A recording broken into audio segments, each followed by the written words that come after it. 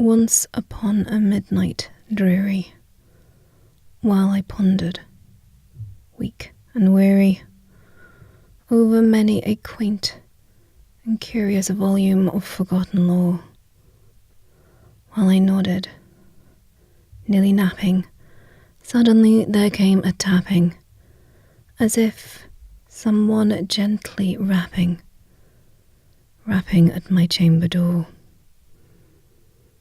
"'Tis a visitor," I muttered, tapping at my chamber door.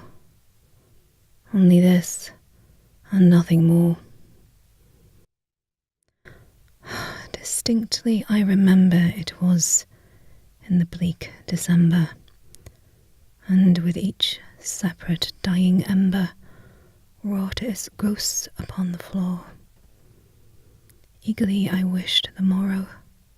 Vainly I had sought to borrow from my books surcease of sorrow, sorrow for the lost Lenore, for the rare and radiant maiden whom the angels name Lenore, nameless here for evermore.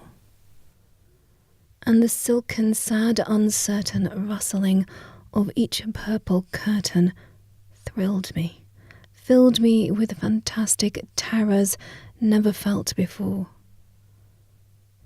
So that now, to still the beating of my heart, I stood, repeating, "'Tis some visitor entreating entry at my chamber door, some late visitor entreating entry at my chamber door, that it is, and nothing more."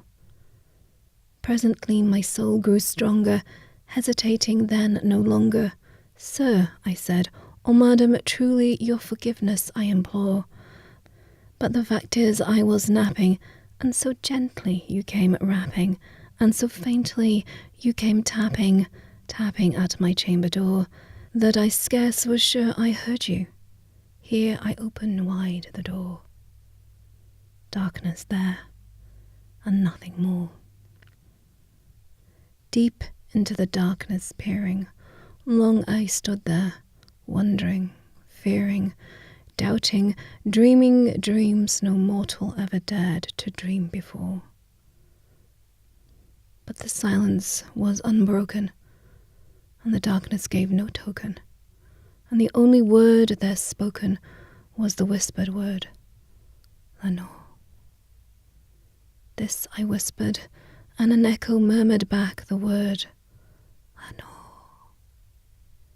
Merely this, and nothing more.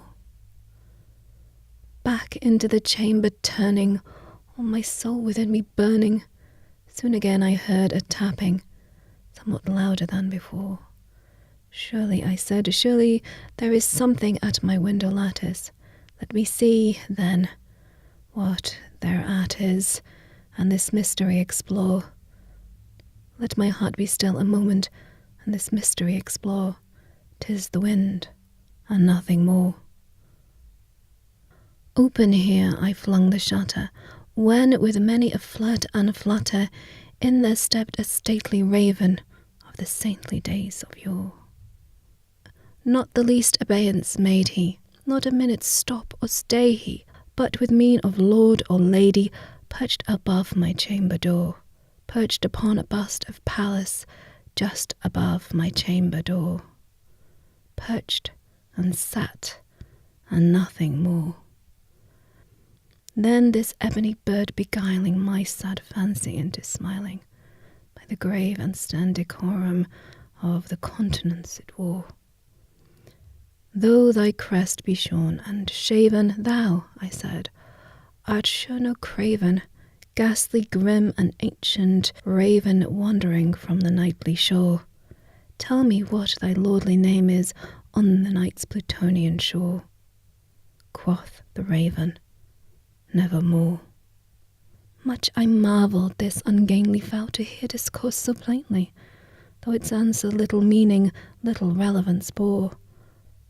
For we cannot help agreeing that no living human being ever yet was blessed with seeing bird above their chamber door, bird or beast upon the sculpted bust above his door, with such name as Nevermore. But the raven, sitting lonely on the pallid bust, spoke only that one word, as if his soul in that word he did outpour. Nothing further than he uttered, not a feather then he fluttered, till I scarcely more than muttered, other friends have flown before. On the morrow he will leave me, as my hopes have flown before. Then the bird said, nevermore.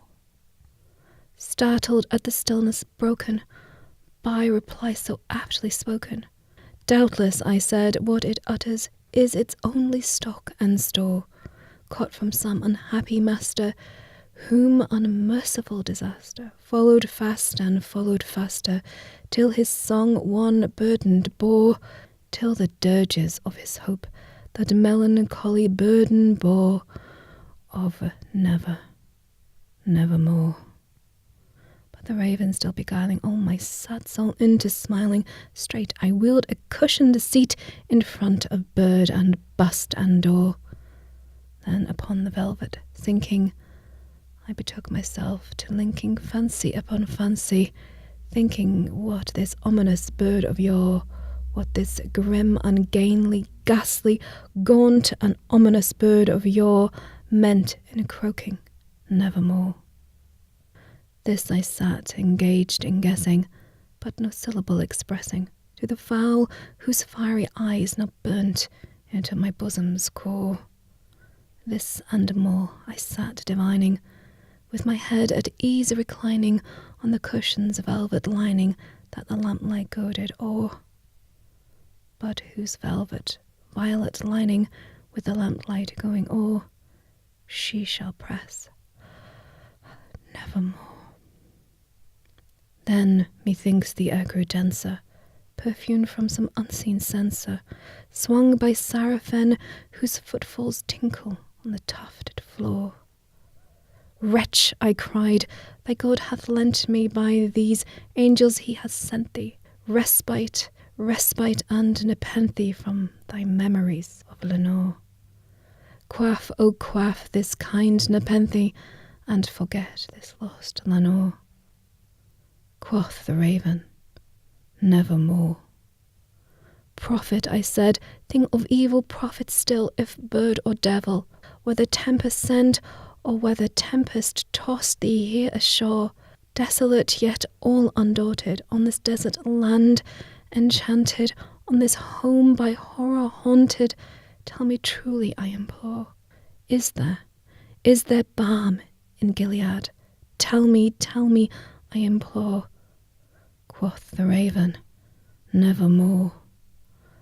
Prophet, I said, thing of evil, prophet still, if bird or devil, by the heaven that bends above us, by the God we both adore, tell this soul with sorrow laden, if within that a distant Aidenn it shall clasp a saintly maiden, whom the angels name Lenore.